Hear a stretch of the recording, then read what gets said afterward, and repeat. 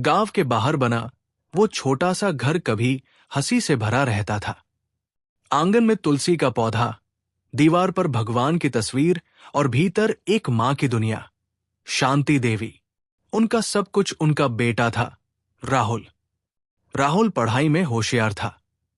पिता का साया बचपन में ही उठ गया था, इसलिए शांति देवी ने ही मां भी बनकर और पिता भी बनकर उसे पाला। खेतों में काम किया, लोगों के घर बर्तन मांजे, पर बेटे की पढ़ाई कभी नहीं रुकने दी। मां, एक दिन मैं आपको बड़े घर में रखूंगा, राहुल अक्सर कहता। शांति देवी मुस्कुरा देती। मुझे बस तू खुश दिख जाए, वही बहुत है। नौकरी लगते ही राहुल की शादी हो गई। बहू आई, नेहा। शहर में पली बढ़ी, पढ़ी लिखी, सलीकेदार। शांति देवी ने बहू को बेटी की तरह अपनाया। पहले दिन ही कहा, बेटी, इस घर में तू बहू नहीं, मेरी बेटी है। नेहा मुस्कुरा दी, पर उस मुस्कान में अपनापन कम, औपचारिकता ज्यादा थी। शुरुआत के कुछ महीने ठीक चले, पर धीरे धीरे घर में खामोशी बढ़ने लगी। नेहा को गांव पसंद नहीं था। न मिट्टी, न सादगी, न सास की पुरानी सोच। राहुल ऑफिस से थका आता और नेहा शिकायतों की पोटली खोल देती। आपकी मां हर बात में टोकती है, ये घर बहुत छोटा है, हमें शहर शिफ्ट हो जाना चाहिए। राहुल चुप रहता। एक तरफ मां, जिसने उसे जन्म दिया, दूसरी तरफ पत्नी, जिसके साथ उसे जिंदगी बितानी थी। शांति देवी सब समझती थी। वे जानती थी कि नेहा उन्हें बोझ समझने लगी है। अब वे कम बोलती, खाने की थाली अलग लगाती, रात को चुपचाप भगवान के आगे बैठकर बस इतना कहती, मेरे बेटे को खुश रखना भगवान। एक दिन नेहा ने साफ कह दिया, राहुल, या तो हम अलग रहेंगे या मैं इस घर में नहीं रहूंगी। राहुल टूट गया। अगले दिन राहुल ने मां से कहा, मां, मुझे शहर जाना है, नौकरी के लिए।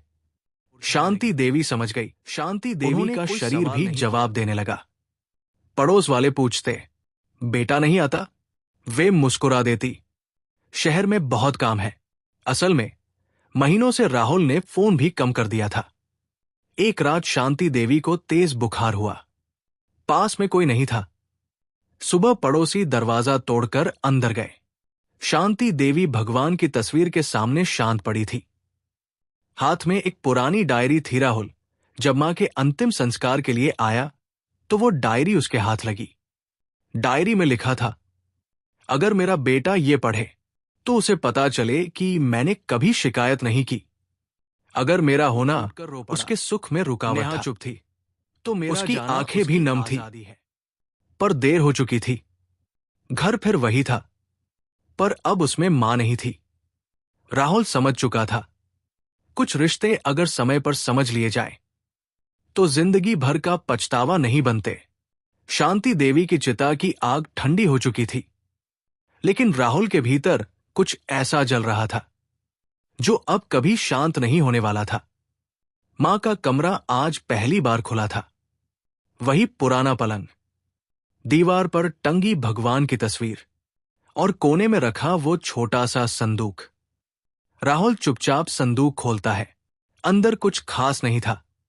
2 साड़ियां, पुरानी दवाइयां और एक थैली जिसमें थोड़े से पैसे बंधे थे। थैली के ऊपर एक कागज रखा था। ये पैसे राहुल की दवाई और जरूरत के लिए हैं। अगर मैं न रहूं तो मेरे बेटे को किसी के आगे हाथ न फैलाना पड़े। राहुल की आंखें भर आई।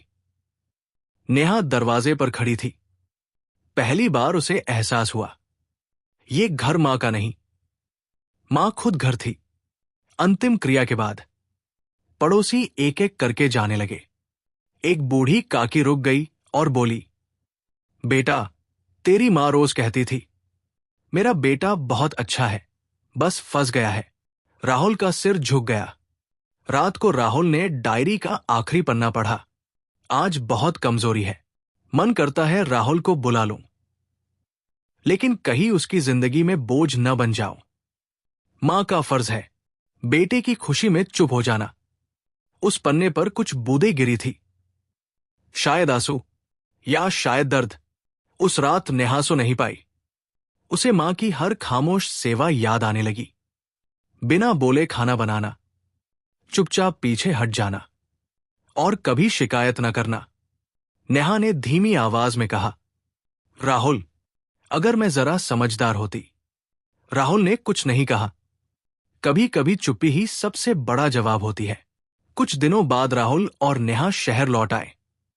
पर शहर वही था, भीड़ भरा, शोर से भरा, पर अंदर से बिल्कुल खाली। राहुल अब देर तक ऑफिस में नहीं रुकता। हर शाम मां का चेहरा आंखों में आ जाता। कभी कभी लगता, अगर मां आज होती कर लिया तो बस चाय बनाकर पूछती, नहीं थक गया है बेटा, बात समझेगा। कुछ महीनों बाद नेहा मां करने वाली थी। चुप रहकर मरते, रिपोर्ट हाथ में थी। मां कभी शिकायत नहीं करती। राहुल की आंखों में, पर इसका मतलब ये नहीं ज्यादा था कि उसे दर्द नहीं होता। समय बीतता गया, बच्चा बड़ा होकर, पर शांति देवी की कमी राहुल की जिंदगी से कभी गई नहीं। हर सुबह जब वो तैयार होता तो उसे लगता जैसे मां पीछे से कहेंगी, स्वेटर पहन ले, ठंड है। पर पीछे मुड़ने पर सिर्फ दीवार होती थी। नेहा का पेट अब साफ दिखने लगा था। घर में आने वाले लोग बधाई देते, पर राहुल के चेहरे पर डर छाया रहता। एक रात नेहा ने पूछा, अगर मैंने मां के साथ गलत किया। मैं चुप रहा, और वही मेरी सबसे बड़ी गलती थी। मुझे लगा मैं सही रो पड़ी, पर असल में मैंने एक मां से उसका बेटा छीन। उस रात दोनों देर तक रोते रहे। पहली बार नहीं, बल्कि आखिरी बार। अगले हफ्ते राहुल ने छुट्टी ली और नेहा को लेकर गांव चला गया। वही पुराना घर, पर अब थोड़ा और सूना। राहुल ने घर की सफाई की, तुलसी के पौधे को पानी दिया और मां की तस्वीर के सामने दिया जलाया। नेहा ने सिर झुकाकर कहा, मां, मुझे माफ कर देना। राहुल ने मां की डायरी का एक पन्ना घर की दीवार पर टांग दिया। मां कभी बोझ नहीं होती, बोझ हमारी चुप्पी बन जाती है। जब राहुल उसने तय किया, गोद में लिया, ये घर बंद नहीं तो उसकी आंखों से आंसू बह निकले। मां, बस यही शब्द निकला। नेहा ने बच्ची के कान में धीरे से कहा, तेरी दादी बहुत अच्छी थी। राहुल ने अपनी बेटी का नाम रखा शांति। लोग बोले, पुरानी यादों में क्यों जीते हो? राहुल मुस्कुराया, यादें नहीं, जिम्मेदारी है। एक शाम राहुल अपनी बेटी को मां की तस्वीर के सामने लेकर खड़ा हुआ। ये आपकी पोती है मां। मैंने देर कर दी, पर अब नहीं। हवा चली, दिया हल्का सा कांपा, और लगा जैसे मां की मुस्कान अब भी उसी घर में है। मां, बेटा, बहू का रिश्ता तभी बचता है जब चुप्पी नहीं, संवाद होता है। जो मां आज खामोश है, कल सिर्फ तस्वीर बन जाती है। समय तेजी से आगे बढ़ गया। छोटी शांति अब 5 साल की हो चुकी थी। उसकी हंसी में मासूमियत थी और सवालों में मासूम सच्चाई। एक दिन उसने राहुल से पूछा, पापा, मेरी दादी कहाँ है? राहुल चुप हो गया। नेहा ने बच्ची को गोद में लिया और कहा, दादी भगवान के पास है। शांति मासूमियत से बोली, तो क्या भगवान उनसे मेरी कहानी सुनाते होंगे? राहुल की आंखें भर आई। उस रात वो देर तक सो नहीं पाया। अब राहुल की जिंदगी में हर फैसले से पहले मां की आवाज आती, बेटा, गुस्से में कभी फैसला मत लेना। ऑफिस में कोई बहस होती तो वो शांत रहता। नेहा कभी थक जाती तो राहुल खुद चाय बना देता। नेहा एक दिन बोली, काश तुम्हारी मां आज हमें देख पाती। राहुल ने धीमे से कहा, वो देख रही है। नेहा अब वैसी नहीं रही थी। वो पड़ोस की बुजुर्ग महिलाओं से प्यार से बात करती, उनकी दवाइयों का ध्यान रखती। एक बार किसी ने कहा, लगता है आपने अपनी सास से बहुत कुछ सीखा है। नेहा की आंखें नम हो गई। हां, पर बहुत देर से। हर साल राहुल परिवार के साथ गांव जरूर जाता। मां की कब्र पर बैठकर शांति फूल रखती और कहती, दादी, मैं आपकी तरह अच्छी बनूंगी। राहुल मन ही मन सोचता, काश मां ये सुन पाती। एक दिन गांव की एक बहू रोती हुई नेहा के पास आई। माँ मुझे हर दिन ताना देती है। नेहा ने उसका हाथ पकड़ा और कहा, तुम्हें नहीं पता, माँ के ताने से ज्यादा दर्दनाक। उसने सड़क किनारे एक बूढ़ी औरत को देखा, कमजोर, थकी हुई, हाथ में दवा की पर्ची। कुछ पल के लिए राहुल को लगा जैसे मां सामने खड़ी हो। राहुल ने गाड़ी रोकी, उस औरत को अस्पताल पहुंचाया, दवा दिलवाई। वो औरत बोली, बेटा तू मेरे बेटे जैसा है। राहुल की आंखें भर आई। उसने मन ही मन कहा, मां अब हर महीने शायद यही तुम्हारी सजा श्रम जाती थी कि मैं हर माह में वहां बुजुर्ग औरतों के पैर दबाती, खाना खिलाती और चुपचाप सुनती। बेटा अब फोन नहीं करता, बहू ने घर से निकाल दिया। नेहा हर बार अपनी सास को याद करती। शांति अब समझदार हो चुकी थी। एक दिन स्कूल में उसने टीचर से कहा, मेरी दादी नहीं है, पर मेरी मम्मी उनकी तरह है।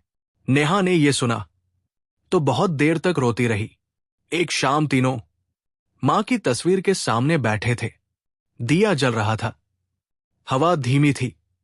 राहुल ने कहा, मां अब कोई मां इस घर में अकेली नहीं रहेगी। नेहा ने सिर झुकाया। शांति ने हाथ जोड़ दिए और उस पल ऐसा लगा जैसे तस्वीर में मुस्कान थोड़ी और गहरी हो गई हो। साल बीत गए। राहुल के बालों में सफेदी आने लगी थी। नेहा की आंखों में अब थकान कम, समझ ज्यादा थी। बेटी शांति कॉलेज जाने लगी थी। एक दिन उसने कहा, पापा मैं सोशल वर्क पढ़ना चाहती हूं। राहुल चौंक गया। क्यों? शांति बोली, क्योंकि हर मां को आपकी मां जैसी एज शुरू किया, जहां अकेली माएं, बुजुर्ग महिलाएं और बेसहारा औरतें इज्जत के साथ रहती। नेहा हर औरत से एक ही बात कहती, ये घर आपका है। उस पुराने गांव के घर गया। आंगन में तुलसी फिर से हरी थी, दीवार पर वही तस्वीर। उसने आंख बंद कर कहा, मां अब आपकी चुप्पी किसी और की खामोशी नहीं बनेगी। हवा चली, घंटी बजी और लगा जैसे मां ने आशीर्वाद दे दिया हो।